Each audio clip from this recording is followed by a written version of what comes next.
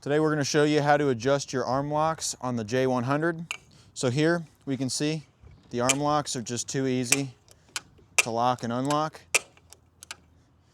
So what we're going to grab is a pair of small channel lock pliers just like this. We're going to come over to our adjustment rod, and then what we need to remember when adjusting this is if we screw in, there's a threaded portion on this side of the rod that goes into the handle. So if we screw into the handle, that's going to shorten this action and make it easier to lock and unlock if we need to loosen it.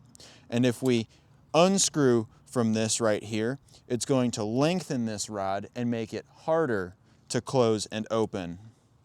So with this, it being too loose, I'm going to take the channel locks,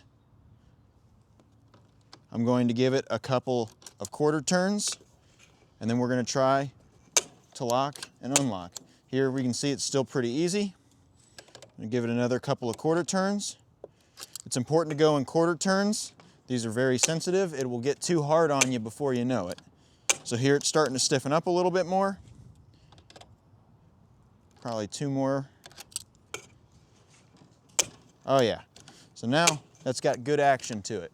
And if you have a digital force gauge, you can check whether or not it's within 10 newtons of 80 newtons. So with your digital force gauge, what you'll do is you'll go ahead and unlatch your arm lock.